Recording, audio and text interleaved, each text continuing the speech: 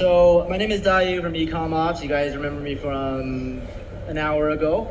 So this panel is going to be focusing on Asia's role in e-commerce right now. So last couple years, the world has changed for obvious reasons, and Asia's role in e-commerce has changed as well in different ways, both in terms of its role in the supply chain, but also in terms of how brands are thinking about Asian e-commerce in general and potentially taking some of the learnings from Asian e-commerce globally as well. So really glad to have this panel of experts here. So I'll start by just maybe Marco, you can start with introductions and introduce yourself, please.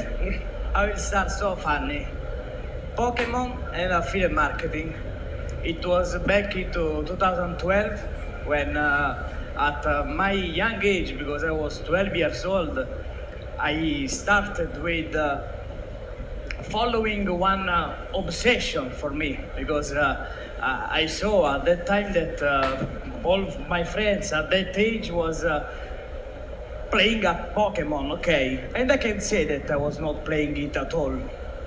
I was playing a bit, but my obsession was making $1 million, okay.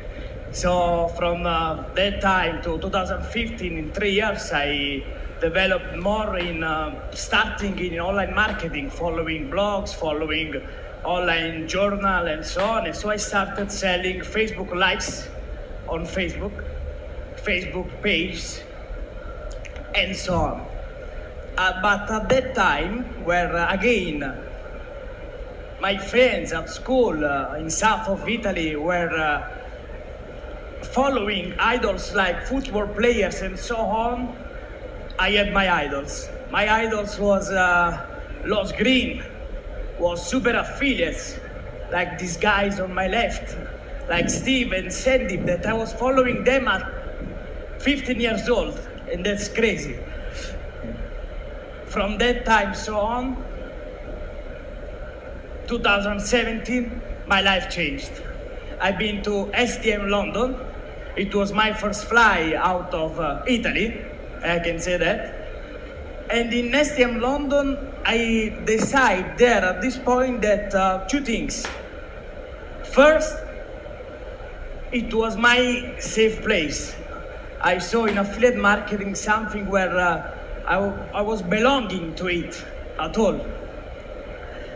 Second, at this point, when I start to see affiliates, successful people that were working in affiliate marketing and enjoying things, learning and sharing this stuff to other people, I said I would like to learn from them. So learning from them, and from that time so on, I left school. Back into the days, in the last 5 years, something changed. The power of networking that I learned after 2007, even if I was a bit shy, okay, maybe more than a bit shy. In 2017 to today I got an affiliate network active in dozens of countries, working with 8 figures commission a year, and that's all. This is what is bringing me today now, and I'm happy to share failures and success of me, of my team. All right, thank you, Marco. Steve? I sell products on the internet. Steve Tan, guys. I mean, like I run, like pretty much run Capital Club most of my time right now. I think it's a passion project that I focus on right now, to be able to create a community to kind of give back and add value, connect people, grow and scale, build together. That's kind of like a network that I want to build, the biggest entrepreneurial network in the world. So that's kind of like my passion project right now. And of course, e-commerce has always been my passion. And of course, crypto. Now crypto is a little bit like bear market. So back to Web 2, then building right now. So when crypto is great again, then we're in there from day one. So that's kind of like in a nutshell. All right, thank you, Steve. Sandy? Hey everyone, so I'm a growth marketer. So I've been in the industry for over 10 years, been with companies like Amazon, Alibaba Group, and a couple of other e-commerce startups that I co-founded. Being in this industry for close to 10 years, I've got a chance to be the frontline view of what's really going on in this industry. And I've come up with three main causes that I really, really care about personally. One of them is it has to be an inclusive ecosystem for small and medium businesses and startups. It cannot be a monopoly of the big giants. So that is definitely not going to help us in the long term. The second cause I'm super passionate about is digital skills training, and which is something that I get to do as a part of my work as well, training affiliate marketers. And the third cause that I care about is data privacy and how digital marketing and growth marketing is a big part of the data privacy that is going on in the world right now. So yeah, so that's about me. All right, thank you, Sandeep. And my name is Dayo, I'm the moderator. I run Ecommerce. Simply put, we fulfill orders from China to around the world. And one of the things that I've been seeing that's very interesting in the e-commerce space is that not only are brands who might be thinking about dropshipping from China, now there's an increasing interest from e-commerce brands who have never considered China shipping in the first place, who now are seeing the benefits of China or Asia shipping in order to scale globally. All right, so let's kick this off then. We're going to talk about the first topic. First, we're going to think about the Asian consumer markets. Now, there has been actually a ton of interest on brands who've never considered Asia as a market, but they're thinking about how they can expand their audience going into Asia. So we're going to start maybe with Sandeep first, the other way around. So I want to start with a pretty general question. How do you feel about where e-commerce or dropshipping currently is performing in Asia right now, and if that has changed at all because of COVID or post-COVID? Right. So the way I look at Asia, right, I don't think Asia is one homogeneous market, right? And I would probably split Asia into, of course, China, and there is India, and then there is large part of Southeast Asia, right? And I see China being far ahead of even the West. Even compared to US and some of the Western markets, China is definitely far ahead, right? And then after that, I see India being like a second, and then Southeast Asia is like a very close third, right? So this is how I would largely place Asia today. And the trend that I'm observing, I'm just using our own vertical as a benchmark to say how far ahead we are, right? So the affiliate marketing vertical that I head accounts to close to 35% of the total GMV of Amazon in the US. And in China, for Alibaba Group, again, affiliate marketing is close to 35 to 40% of the GMV, right? Unfortunately, in Southeast Asia, it's still a very, very small number, right? And in India, it is like close to 15, 20% today. So this is how I place Asia broadly, right? And this gets reflected in the consumers as well. Like, who are these consumers who are transacting, right? And understanding those consumers more deeply. And what I genuinely feel is a lot of these consumers are, whenever they're trying new e-commerce products for the first time, the customer experience is the biggest thing for them, right? And we see a lot of channels spending so much money on, putting in digital channels, new buyer acquisition, and so on and so forth. But then once they come in and then they see that's a bad experience, they just leave the platform, right? So for me, it's about, if you want to grow e-commerce in this part of the world, the key question to ask is, do you have the right customer experience? Oh, that's great. And one of the great points is also Asia. There's no such thing as Asia as a market, Yes. So I completely agree with that. Every single country in Asia is so different. Yeah, and maybe to add one more point, a lot of my friends say that, hey, I want to experience Asia, and then they come to Singapore, right? Then I tell them Singapore is not Asia, right? Singapore is as Western as it can be. Go to Bangkok, go to Ho Chi Minh if you want the real Asian experience. Yeah. All right, so Steve, the guy from Singapore, what do you think?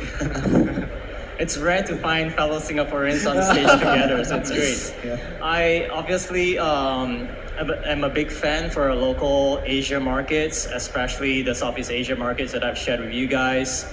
I see a lot of tremendous growth. The challenge here is, of course, shipping, language barrier, call centers, and all that. But I've met a lot of people here that have overcome that challenge. And the COD is great for us because everyone knows PayPal, Stripe, and all these payment processes could be a pain in the ass sometimes, right? So it's good that we are able to overcome that with cash on delivery. So I think there's a lot of potential of these upcoming markets that don't have a very robust payment infrastructure yet. And I think, of course, Eastern Europe and Europe and all these countries all has a good indicator on how the Asian markets could actually perform. So having those benchmarks and seeing how the growth, doing more research and understanding, being there in the market in Asia and Singapore, we get to get a very quick latency reaction to how all these markets are performing. So I'll definitely set up a team, like if I'm you guys, to at least be ready for the explosion I think that's going to happen in the next few years. All right, Marco? I agree with that. I mean, following what Steve's just said about team and so on, if you should join in Asian market today, very simple. Let's say you got a friends in Thailand, okay? So basically, if you should start in an Asian country, who you will call first?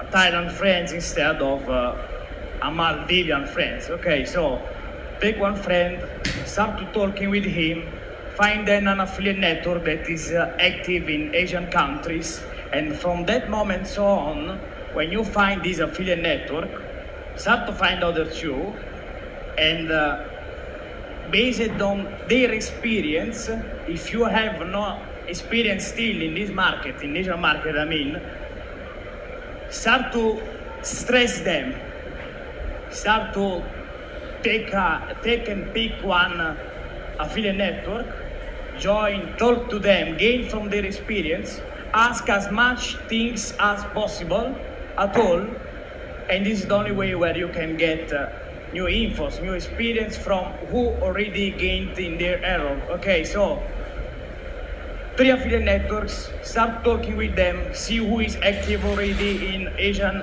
offers with Asian countries, talk with them, stress them, and from that moment so on, you will start to get more and more know-how. So if you are still not joined, and if you are not inside already in Asian market, the only way where can leads you to having a successful things, successful business and offers, is starting slowly, play small, don't go big, not at all.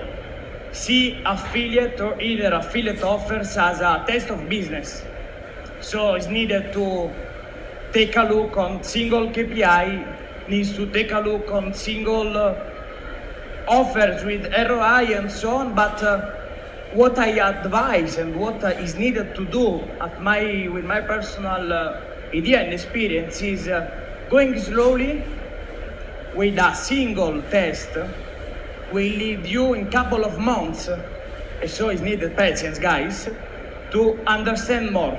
Understanding more, then you are able to scale, to get into the business, to get more familiar with what is Asian countries. I mean, talking by my side, being everyone of you knows, I mean, right now I'm an Italian, so being European and joining in a market where different language, different culture, still new, at least by European side, how to get into it, back into the point, how I said before, find a friends in Thailand, either in other Asian countries, okay, whatever, and start working with them, because if they know a logistic, whatever, or a call center or an affiliate network, you will jump into their experience again. So that's on. Friends, of course, testing and time. Affiliate is a business at all. And so every single offers, take it like a business and so on, enjoy, and the process will flow on with time. All right, thank you so much, Marco. All right, now we're going to shift gears a little bit as well.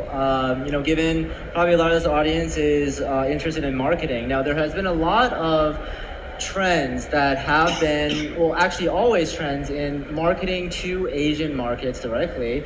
And throughout time, there's been, opportunities to take those marketing strategies that have worked in Asian markets and taking them to adapt to work well in the Western markets as well. So in the last couple of years, I wanted to ask you guys, what kind of marketing trends, content strategies have you seen show up in Asian markets, and how do you think those trends have been or can be adapted to work well in Western markets as well? So starting with you again, Sandy. Sure. So the digital marketing industry has been evolving so rapidly, right? 3 years ago, 4 years ago, everybody was talking about programmatic marketing. And that was the talk of the town. Hey, we are able to buy inventory real time and you get access to all inventory and things like that, right? And once the privacy wave started hitting a lot of countries, especially a lot of parts of Europe, then they realized that you can't target these consumers as good as you used to target them before, right? So then what people or other marketers started exploring is what are the other growth channels that they can potentially tap into, right? And I think this is where China set an example in creating an influencer marketing industry. So they were like, influencer marketing is a full-time job in China. There are literally like, office spaces where people tap in their ID card, go in at 10 a.m. and come out at 6 p.m., right? And they sit in offices and then do streams all day. I would love to have that job, right? So they created the ecosystem. They created the network of people that can produce trusted content that can actually push audience the right products, right? Rather than trying to target them based on what they searched. And I just spoke about it in my previous session as well.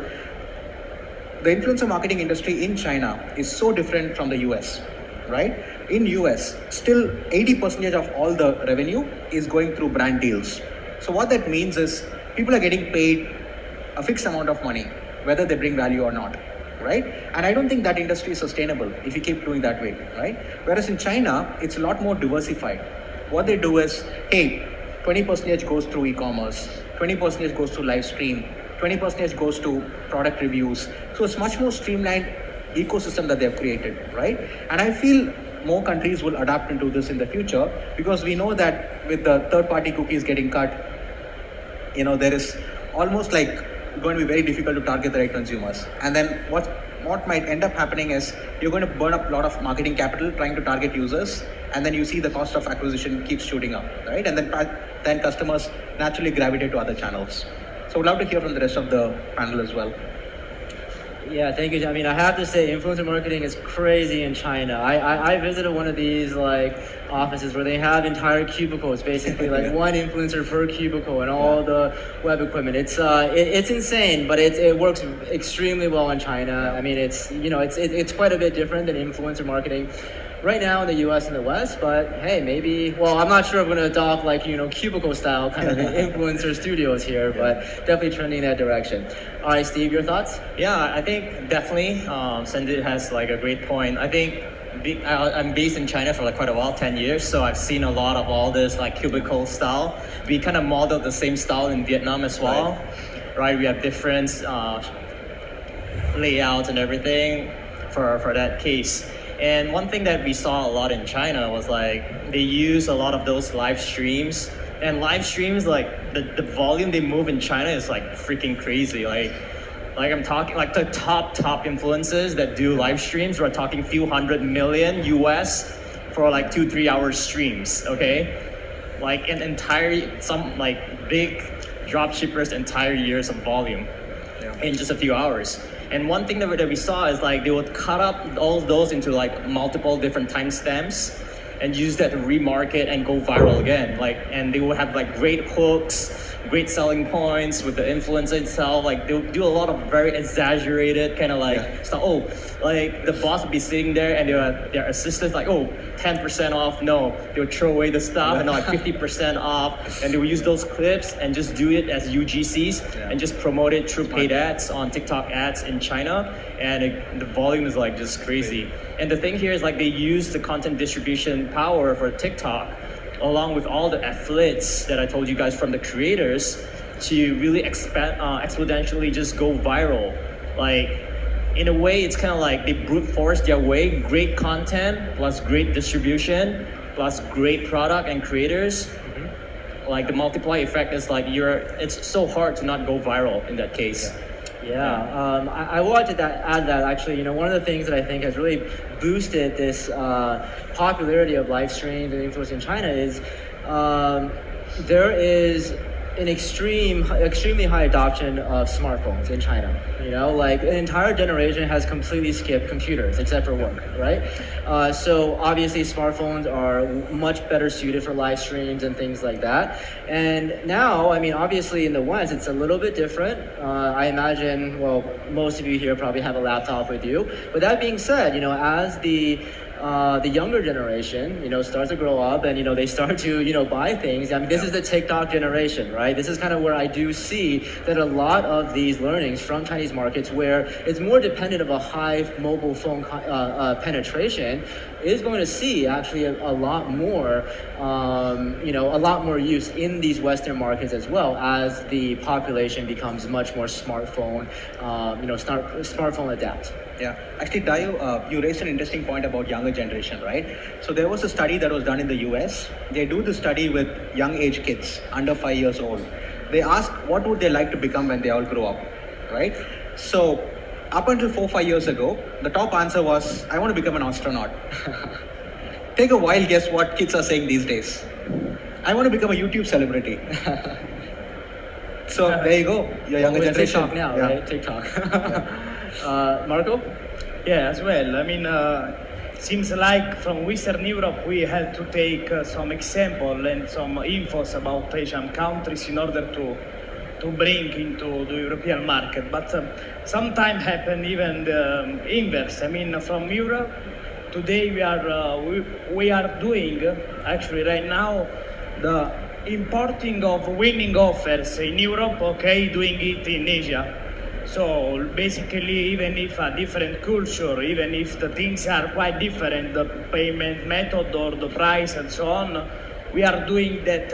Whatever is working today in Spain, Italy, Bulgaria, and so on, we are importing and transforming, duplicating it in Asia.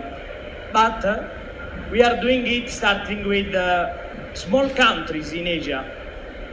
Because what we get, what we learned the last couple of years, that besides starting, maybe seems a bit counterintuitive, but besides starting with huge countries, with countries with hundreds of millions of people and so on, we are doing it already in Europe, and we are starting doing with the smallest populations for numbers of people. So we start with little countries where for us has no competition at all. We start to work and so on with countries with 1 million of people. Maybe in Asia there is no country with that small amount, but we are going to find for it, because whenever you find it, this is a gold offer for you, a gold chance and opportunity, because you will basically join with one market where there is no competition at all. And so it's hard in beginning, for sure, because you should find for a friend again in that countries and so on, but whenever you find it and whenever you did a test with that countries, you will start to have much more results and profit and so on, because you are basically maybe not alone, but not thousand people are working on that country. So that's on. This is what we are doing in Western Europe, finding for small countries, and this is what I advise you to do in Asian countries as well. So before I talked about Maldives again is little, but you can find your way to have a business there. All right, thank you, Marco. All right, so we got 3 more minutes, so I'm going to ask the last question, and we're going to focus a little bit more on operations and fulfillment. Now, especially given the last couple of years, Asia's role in the supply chain has evolved for better or worse. It has been forced to evolve. So I wanted to understand, what are your thoughts in terms of how has logistics or supply chain, whether into Asia or out of Asia, has evolved over the last couple of years, and maybe how should the audience take advantage or adapt to it? So again, we'll start with you, Sandeep. So I think logistics, you can start with Marco. I'll pitch in. Okay, yeah, sure. Yeah. Basically, if we have to think, last couple of years, COVID and inflation and so on gives us so much luck, so much learning point, because from that moment on, logistics, couriers, banks had to adapt on what was going on with e-com and affiliate. So this is the point of view. Is the beautiful point of view of what's going on after post-pandemic situation is that okay, there was this stuff that was not okay, and these are bad things ongoing and so on. But the lucky is that couriers, business owners, and so on had to learn our business and our market so fast. So today, respect 5 years ago, we are quite more lucky for sure. And so we have only to play well our cards, right? How to say? So that's on. Post-pandemic gives us lucky point of view, and then today joining in the Asian market, European market, so on will be much more easier for business owners. What I will suggest: invest in technology. Technology did a lot for our humanity, for health and well-being, for medicine and so on, and so we can do it again at all, even for logistics system, for affiliate system, and so within here, and as an attendee or as boss business owners, please do ask for us any service that can optimize our life, because only if we are together doing things, we can evolve in that market. So this is my point of view. Adding to what Marco said, right?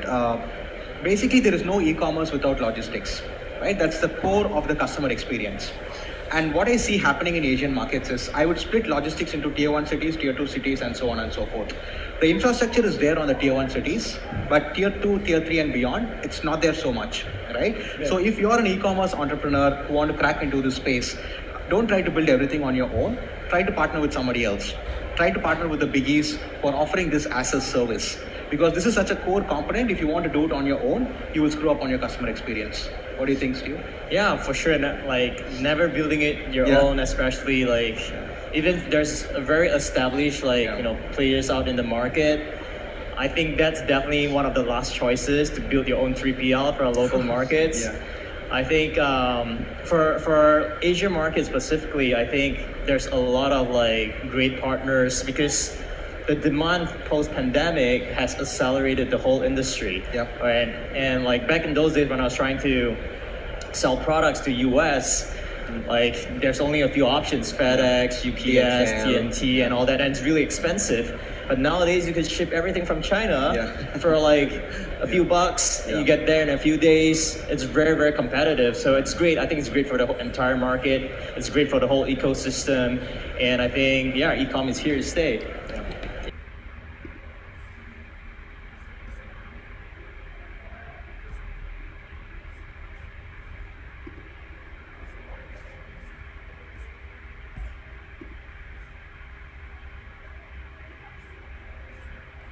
Only a few options: FedEx, UPS, TNT, and all that, and it's really expensive. But nowadays you can ship everything from China for a few bucks. You get there in a few days. It's very, very competitive. So it's great. I think it's great for the entire market. It's great for the whole ecosystem. And I think, e-com is here to stay. Yes, I like hearing that. Ship everything from China, guys. All right, so we're actually on time. However, I did want to just ask one last question, and let's make it short, please. I just wanted to ask a question is, if you had to say, what is the one trend, all right, in Asia, marketing or logistics or operations what is the one trend that the audience should be aware of, to think about, that might help their future planning as well? So let's start with you, Sandeep. Sure. So I would rephrase that into a one-liner. Why did the marketer break up with his girlfriend? Because there was no engagement, right? So engagement is the key across marketing, right? Across content. So I would say that's a big theme for the next few years. Focus on engagement if you can. All right, great. I'll definitely focus on organic traffic for the next few years, because traffic is getting more and more expensive. Paid media CPMs going up the roof.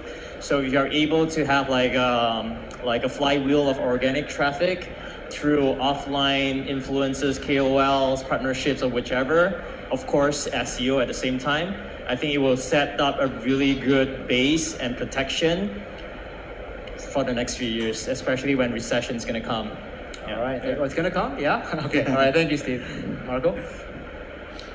Back into the past. This is what I can say about trend for next future years. I mean, looking at what's going on today and see cycle. I mean, economic is going with a cycle stuff, a cycle flow. Okay, will come back again, and I could say teleshop seems strange, but whatever we can do this time, evolving in our affiliate marketing system, is doing inbound lead. So basically, landing page, number of phone, a beautiful landing page with all single stuff that is needed, and we all of us knows, but number of telephone and affiliate networks and merchants needs to validate the leads after, let's say, 20 seconds of call with potential prospect, and so on. Inbound call will get cheap lead for all of us, and everyone wants it right now, but needs to get structured by guys that are doing affiliate networks, merchants. So got to hire many call center agents at all, got to hire many outsourcing call centers, many logistics companies. So this is what I see. Back to the past, inbound lead. All right, thank you guys. So generally speaking, it sounds like e-commerce is here to stay. It's going to be stronger than ever. Let's focus on engagement. Let's explore more organic traffic sources and focusing on optimizing for leads, and maybe consider shipping from China.